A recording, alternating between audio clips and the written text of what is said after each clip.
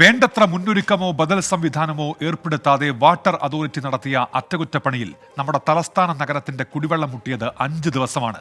അലൈൻമെന്റിലെ പാളിച്ചകൾ പരിഹരിക്കാനാകാതെ പണി നീണ്ടുപോയപ്പോൾ ഉടലെടുത്ത പ്രതിസന്ധി മുൻകൂട്ടി കാണുന്നതിൽ ഭരണകൂടം പരാജയപ്പെടുകയായിരുന്നു. പഴി ഉദ്യോഗസ്ഥരുടെ തലയിലിട്ട് കൈ കഴുകാനാണ് ജനപ്രതിനിധികളും നഗരസഭയും ഇപ്പോൾ ശ്രമിക്കുന്നത്.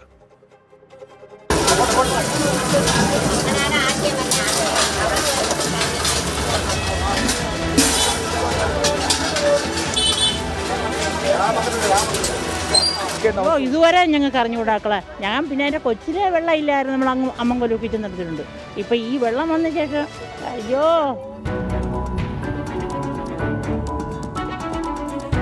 പൈപ്പുകളുടെ അലൈൻമെന്റ് മാറ്റുന്നതിന് വേണ്ടിയാണ് വാട്ടർ അതോറിറ്റി നഗരത്തിലെ കുടിവെള്ളം മുട്ടിച്ച് പമ്പിംഗ് നിർത്തിയത്. 2 പറഞ്ഞു തുടങ്ങിയ പണി തീർന്നത് 4 ദിവസം കഴിഞ്ഞ്. അപ്പോഴേക്കും 45 വാർഡുകളിലെ 5 ലക്ഷത്തിലധികം വരുന്ന ജനങ്ങൾ ദാഹമകറ്റാനാകാതെ പെരുവഴിയിലായി.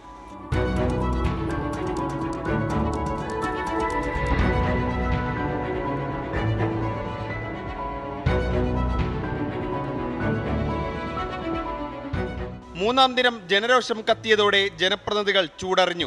ഗാലറിയിൽ ഇരുന്ന് കളി കണ്ടവർ ഗ്രൗണ്ടിലിറങ്ങി. പണി വേഗത്തിലായി.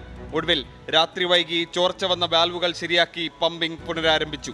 5-ാം ദിനം ചിലയിടങ്ങളിൽ വെള്ളമെത്തിയെങ്കിലും ഉയർന്ന പ്രദേശങ്ങളായ വട്ടിയൂർക്കാവ്, മേലാങ്കോട്, നെട്ടയം മേഖലകളിൽ അനിശ്ചിതത്വം തുടർന്നു. നമ്മളിപ്പോൾ നിൽക്കുന്നത് വട്ടിയൂർക്കാവ് ഈ സ്ഥലത്താണ്. ഇവിടെയും ഇതുവരെ വെള്ളം എത്തിയിട്ടില്ല. വട്ടിയൂർക്കാവ് ഇപ്പോൾ എൻ്റെ ഒരു കൂട്ടുകാരൻ്റെ വീട്ടിൽ നിന്ന് വെള്ളം എടുത്തുകൊണ്ട് വരികയാണ്. വെള്ളം ബാഗിൽ എടുത്തിട്ട് വരികയാണ്. ഞാൻ വേണേൽ കാണിച്ചത് മിനറൽ വാട്ടറിൻ്റെ കുപ്പിയിൽ ഞാനിങ്ങനെ എടുത്തുകൊണ്ടേ വരികയാണ്. ചുമന്നു അത് അതാണ് കിറച്ച് നിൽക്കുന്നത്. കണ്ടോ, ഇതിൽ മിനറൽ വാട്ടർ വാങ്ങിച്ച വെള്ളമല്ല, അതുകൊണ്ട് കണ്ടല്ലോ, കുടിക്കാൻ വേണ്ടി എടുത്ത് കുടിക്കാൻ വേണ്ടി എല്ലാത്തിനും. അല്ലാതെ ഇപ്പോൾ എന്ത് ചെയ്യാൻ പറ്റും? എൻ്റെ മക്കളെ, എൻ്റെ ഭർത്താവ് ഒരു കിടപ്പ് രോഗി. അത് കിടന്ന് മൂത്രമൊഴിച്ച് വീട്ടിനകത്ത് എനിക്ക് നിൽക്കാൻ പറ്റില്ല. ഒരു ഗ്ലാസ് വെള്ളം ഇട്ട് കൊടുക്കാമെന്ന് വർത്തി. ഇന്ന് 5 ദിവസം കൊണ്ട് ഒരുവിധം പറ്റുന്നിടത്തോളം വെള്ളം നിന്ന് ആ ടാങ്കിലെ വെള്ളം തീർന്നാൽ പിന്നെ എന്താ ചെയ്യുക? എല്ലാ വീടുകളിലും കുഞ്ഞുകുട്ടികളടക്കമുള്ള എല്ലാവരും ഉള്ളതാണ്. ഞങ്ങളൊക്കെ എന്ത് ബുദ്ധിമുട്ടാണ്.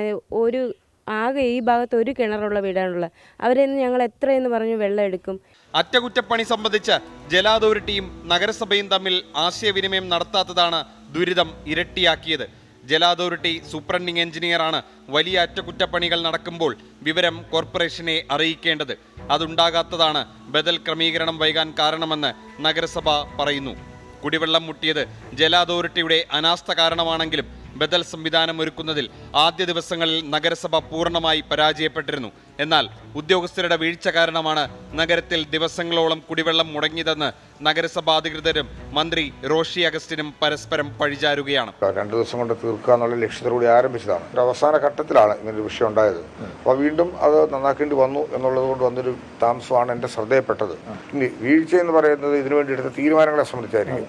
ആ തീരുമാനങ്ങളെ സംബന്ധിച്ചിടത്തോളമാണ് ഞാൻ പറഞ്ഞത്, ഇനിയുള്ള കാലങ്ങളിൽ അങ്ങനെ ഒരു തീരുമാനം എടുക്കുമ്പോൾ അതിനെന്തൊക്കെ കാര്യങ്ങൾ ചെയ്യണം എന്നുള്ളതിനെക്കുറിച്ച് ഒരു പ്രോട്ടോകോൾ ഡെവലപ്പ് ചെയ്ത് കൊണ്ടുവരാം. കുടിവെള്ള പ്രശ്നം പരിഹരിക്കാൻ പ്രാപ്തിയുള്ള ഉദ്യോഗസ്ഥരെ ജല അതോറിറ്റി നിയമിക്കണമെന്ന് മുൻ മേയർ VK പ്രശാന്ത് MLA പറഞ്ഞു.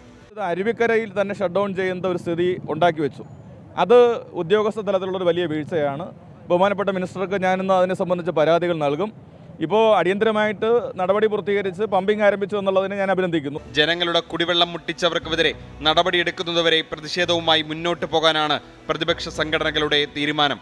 പമ്പിംഗ് പുനരാരംഭിച്ചെങ്കിലും എല്ലാം പഴയപടിയാകണമെങ്കിൽ നാളെ കൂടി കാക്കണമെന്നാണ് ജല അതോറിറ്റിയുടെ അറിയിപ്പ്. തിരുവനന്തപുരത്ത് നിന്നും അജീഷ് ജയകുമാർ, 24. പൊതുജനം കഴുതയല്ല സാർ. ഇപ്പോഴും കുടിവെള്ളം എത്താത്ത മേഖലകൾ തിരുവനന്തപുരം നഗരത്തിലുണ്ട് എന്നാണ് മനസ്സിലാക്കാൻ കഴിയുന്നത്. കൊടുങ്ങാനൂർ പോലെയുള്ള മേഖലകളിൽ ഇപ്പോഴും കുടിവെള്ളം എത്തിയിട്ടില്ല എന്ന് മനസ്സിലാക്കുന്നു. വൈകിട്ടോടെ വെള്ളം എത്തും എന്ന് വാട്ടർ അതോറിറ്റി അധികൃതർ പറഞ്ഞെങ്കിലും അവിടെ ജനങ്ങൾ ഇപ്പോഴും ദുരിതത്തിൽ തന്നെ എന്നാണ് മനസ്സിലാക്കാൻ കഴിയുന്നത്.